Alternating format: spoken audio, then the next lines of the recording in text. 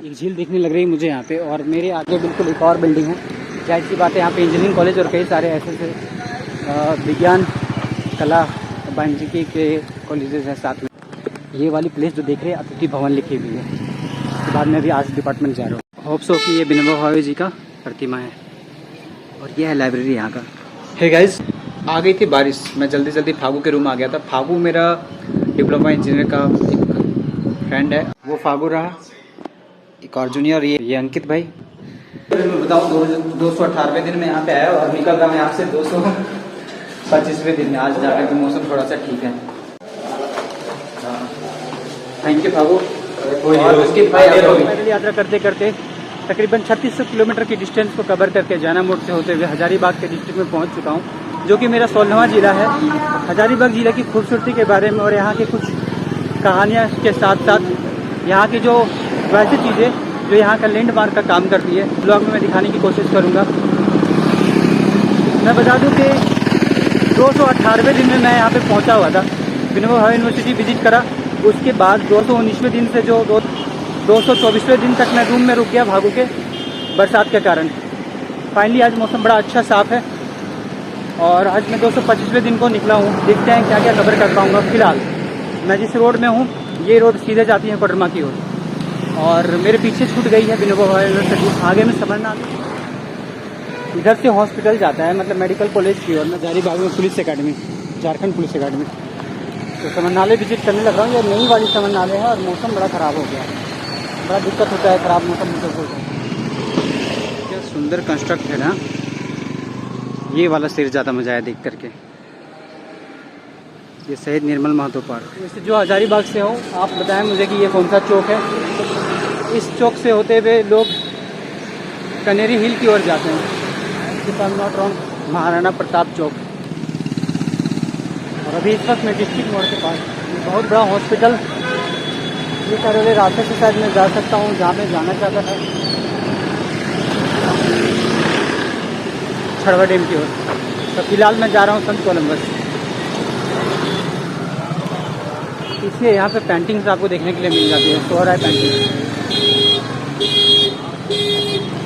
तो सामने कैंडी इन होटल आ गया। कई सारे यादें जुड़ी हुई है यहाँ पे। हजारीबाग में मैं पहले भी काम करता था ना फोटोग्राफी का, तो ये मेरा सेकेंड होम है। लगभग यहाँ की चीज़ों के बारे में जो है वो पता है। यहाँ के लोकल फूड, यहाँ के गाड़ी, यहाँ का लिट्टी चोखा। सो बोकारो के बाद मेरा सबसे फेवरेट ये है। यह है पुराना बस स्टैंड एरिया, जहाँ पर सिर्फ और सिर्फ आपको ऐसी बसेस मिलेंगी रांची के लिए, गया के लिए, बिहार के लिए, धनबाद के लिए। यहाँ भी आकर के मैं लिट्टी चोखा खाया करता था। यहाँ का लिट्टी चोखा बड़ा फेमस है। इतनी सारी गाड़ियाँ हैं, मैं बता दूँ 02 यहाँ का RTO नंबर है। यहाँ के जितने भी गाड़ियाँ हैं लगभग आपको 02 नज़र आएंगी। तो बिल्कुल मैं नया बस स्टैंड की ओर बढ़ने लग रहा हूँ, और यहाँ पे एक चर्च है बगल में, संत कोलंबस। उसके बाद फिर अब दूसरे रास्तों की ओर। तो आगे है मेरे संत कोलंबस कॉलेज, जहाँ पे मैं विज़िट करने वाला हूँ। और क्या कुछ होगा उसके बाद, निकलने के बाद आपको एक्सपीरियंस शेयर करूँगा।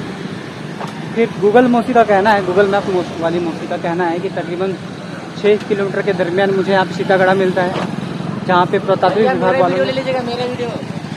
विभाग वाले लोगों ने कई सारे मूर्तियाँ निकाली है। देखेंगे जाके। ये है हजारीबाग वाला चौक, ये है अलग हजारीबाग वाला लैंडमार्क, और ये भारत माता चौक। और ये हो गया 4 लाइन मतलब बाईपास। इधर से आप कोडरमा डायरेक्ट सीधा निकल सकते। आप मुझे इंस्टाग्राम से फॉलो कर रहे थे, काफ़ी दिनों से वो ट्रैक कर रहे थे मुझे, तो इन्होंने अभी मुझे दोपहर के भोजन के लिए निमंत्रण किया था अपने घर पे। अभी मैं इनसे विदा चाहता हूँ, आज्ञा दीजिए कि मैं जाऊँ अब, और हजारीबाग के बाकी विभिन्न इलाकों को मैं दिखाऊँ। चलिए आप चैनल में बने रहें, और फिलहाल अभी कुछ देर साथ में चलते हैं। ठीक है भैया, thank you and thank you so much इतना अच्छा भोजन करवाने के लिए। तो रोहित भाई मुझे उन इलाकों में लेकर के आए हैं। हजारीबाग में शायद ही ऐसे इलाके देखने को मिले जहाँ पे शहर के अंदर में भी कोई एक गाँव बसता हो। इन जगहों में उरांव, खरवार, और ये अब आप बताइए कि किन ट्राइब्स के लोग जो है इन जगहों पे रहते हैं। फिलहाल हम कौन से गाँव में? पतरातू। ये पतरातू गाँव है, जहाँ पे अभी भी कुछ ऐसे घरें जो हैं देखने को मिल जाती हैं। बट अब तो हर जगह पे डेवलपमेंट जो है होने लग रही है। गाँव नहीं रहा। तो इधर से जा सकते। ये रास्तों में चलते चलते मुझे कुछ याद आई, मैं सोचा कि आपके साथ भी जिक्र करूं। भाई मुझे सीतागढ़ लेकर के जाने वाले थे, मैं अनफॉर्चुनेटली वहाँ पे नहीं जा पाऊँगा, बट चीज़ों के बारे में ज़रूर बताऊँगा। सीतागढ़ में बहुत सारे चीज़ें जो है ना प्राप्त थी खुदाई से, बौद्ध की मूर्तियाँ, हिंदू देवी देवता की मूर्तियाँ, उनकी बौद्धों की देवी माता तारा की मूर्तियाँ, कुछ मठ मिले हुए थे, कुछ पिलरें मिली हुई थी, मतलब मंदिर के सारे स्ट्रक्चर्स कह सकते हैं। और खुदाई के दौरान आसपास में बहुत सारे ऐसे चीज़ें मिली हुई थी, शायद पुरातात्विक विभाग वालों ने रांची उसको अपने म्यूजियम में ले जा करके रखा है। तो यहाँ पे सिर्फ देखने के लिए कुछ गड्ढे रह गए, और ये बरसात का वक्त है, बरसात का वक्त नहीं होता तो शायद मैं ज़रूर जाता। मौसम फिलहाल आज साफ़ हुई है, बट पिछले 7 दिनों तक खूब झमाझम बारिश हुई थी, राइट। तो वहाँ पे गड्ढे भर गए होंगे। तो अभी आइडियल प्लेस नहीं है, आइडियल टाइम नहीं है जाने के लिए, बट मैं बताऊँ आपको, यहाँ से तकरीबन 4 किलोमीटर की दूरी पे स्थित सीतागढ़ जो है, वहाँ पे ऐसे बौद्ध और हिंदू देवी देवताओं की कई सारी प्रतिमाएँ वहाँ पे निकली हैं खुदाई के दौरान। कहा जाता है कि बहुत सारी चीज़ें और भी रही होंगी और होंगी। 2019-20 में जो खुदाई प्राप्त हुई उसके अनुसार से कि प्रथम दृष्टिया जो प्रथम खुदाई हुई थी उसमें ही तकरीबन 9वीं शताब्दी के आसपास की सारी, जैसे चोल और पाल राज्य जब था उस टाइम के आसपास का बहुत कुछ ऐसा प्राप्त है। तो उसके अनुसार से आसपास के इलाकों में जो जाहिर सी बात जरूर ऐसी रही होगी। आपको वो मेरी इसको कैब वाली वीडियोज़ याद होगी, मैं इसको कैब गया था, वहाँ पे भी बहुत सारे ऐसे संरचनाएं देखने को मिली थी मुझे। इटकोरी में गया था तो इटकोरी में भी बौद्ध, जैन और हिंदू देवी देवताओं की कई सारी प्रतिमाएं वैसा देखने को मिला था।